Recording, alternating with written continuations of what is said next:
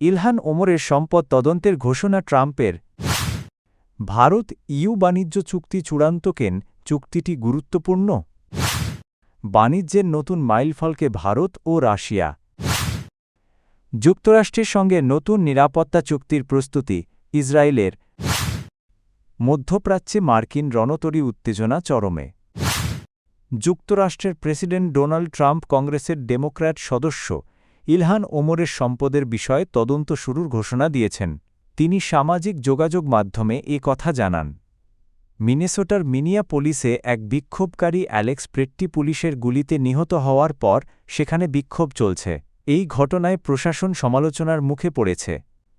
এমন সময় ইলহান ওমরের বিরুদ্ধে তদন্তের ঘোষণা দিলেন ট্রাম্প। প্রেসিডেন্ট জানান সীমান্ত নিরাপত্তা কর্মকর্তা টম হোম্যানকে মিনেসোটায় পাঠানো হচ্ছে। ট্রাম্প বলেন মিনেসোটায় $20 বিলিয়ন কল্যাণ তহবিল জালিয়াতি নিয়ে বড় তদন্ত চলছে যা চলমান বিক্ষোভের সঙ্গে আংশিকভাবে যুক্ত। এছাড়া ট্রাম্প দাবি করেন বিচার বিভাগ এবং কংগ্রেস ইলহান ওমরের সম্পদের বিষয়ও খতিয়ে দেখছে। তার বক্তব্য অনুযায়ী সোমালিয়া থেকে শূন্য হাতে আসা ইলহান ওমরের বর্তমান সম্পদ নাকি $44 মিলিয়ন বেশি।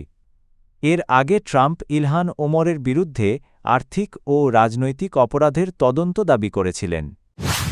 ভারত ও ইউরোপীয় ইউনিয়ন একটি ঐতিহাসিক মুক্ত বাণিজ্য চুক্তি চূড়ান্ত করেছে। ভারতের প্রধানমন্ত্রী নরেন্দ্র মোদী জানিয়েছেন এই চুক্তি বিশ্বের মোট অর্থনীতির প্রায় 1/4কে প্রতিনিধিত্ব করবে। দীর্ঘ প্রায় 2 দশকের আলোচনার পর অবশেষে এই চুক্তি বাস্তবায়নের পথে।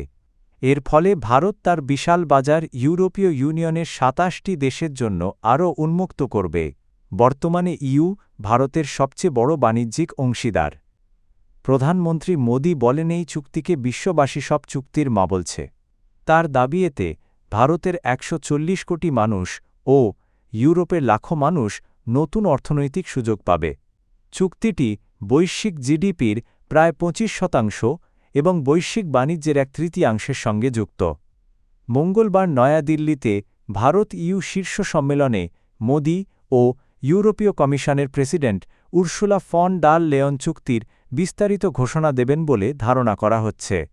চলতি অর্থবছরে ভারত ও ইউর দ্বিপক্ষীয় বাণিজ্য ছিল প্রায় $136.5 বিলিয়ন।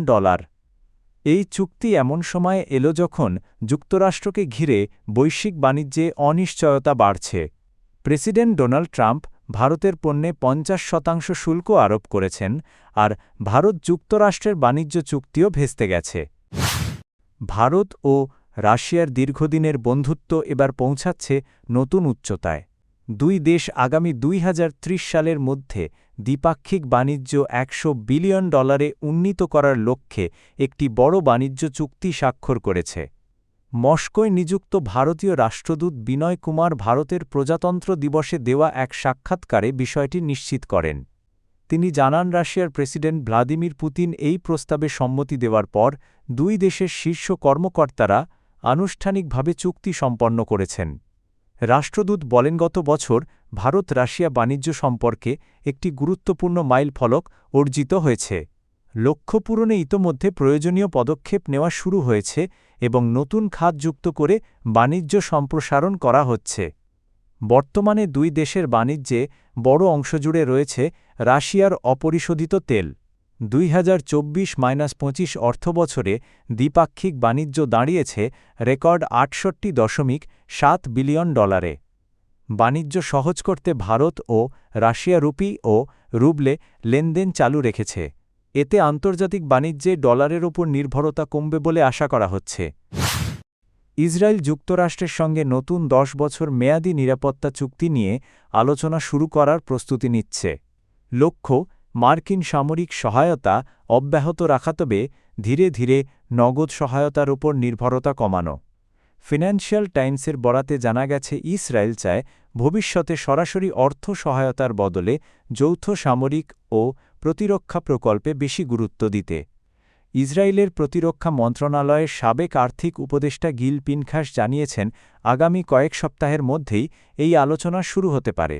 তার ভাষায় শুধু অর্থ নয়, পারস্পরিক অংশীদারত্বই এখন বেশি গুরুত্বপূর্ণ। বর্তমানে যুক্তরাষ্ট্র ইসরায়েলকে বছরে প্রায় বিলিয়ন সামরিক সহায়তা দেয়া দিয়ে দেশটি মার্কিন অস্ত্র কিনতে পারে। তবে এই নগদ সহায়তা ধীরে ধীরে কমানোর পরিকল্পনা রয়েছে। উল্লেখ্য, 2016 সালে যুক্তরাষ্ট্র ও ইসরায়েল 10 বছর মেয়াদী একটি চুক্তি স্বাক্ষর করে, যার আওতায় মোট $38 বিলিয়ন সামরিক সহায়তা দেওয়ার কথা রয়েছে। এই চুক্তির মেয়াদ শেষ হবে 2028 সালে। যুক্তরাষ্ট্রের একটি বিমানবাহী রণতরী ও একাধিক যুদ্ধজাহাজ মধ্যপ্রাচ্যে পৌঁছেছে। এর ফলে অঞ্চলটিতে মার্কিন সামরিক উপস্থিতি আরও শক্তিশালী হল এবং প্রয়োজনে ইরানের বিরুদ্ধে সামরিক পদক্ষেপ নেওয়ার ক্ষেত্রে প্রেসিডেন্ট ডোনাল্ড ট্রাম্পের সক্ষমতা বাড়বে বলে মনে করা হচ্ছে। রয়টার্সের তথ্য অনুযায়ী ইউএসএস আব্রাহাম লিঙ্কন বিমানবাহী রণতরী এবং কয়েকটি গাইডেড মিসাইল ডেস্ট্রয়ার এখন যুক্তরাষ্ট্রের সেন্ট্রাল কমান্ডের অধীন মধ্যপ্রাচ্য অঞ্চলে অবস্থান করছে। সম্প্রতি ট্রাম্প জানান একটি মার্কিন নৌবহর ইরানের দিকে অগ্রসর হচ্ছে। তবে তিনি আশা প্রকাশ করেন এই শক্তি ব্যবহার করার প্রয়োজন পড়বে না। এদিকে ইরানের এক শীর্ষ কর্মকর্তা সতর্ক করে বলেছেন, ইরানের ওপর কোনো হামলা হলে তা পূর্ণমাত্রার যুদ্ধ হিসেবে বিবেচিত হবে। অন্যদিকে সংযুক্ত আরব আমিরাত জানিয়েছে তারা তাদের আকাশসীমা বা জলসীমা ইরানের বিরুদ্ধে কোনো সামরিক অভিযানে ব্যবহারের অনুমতি দেবে না।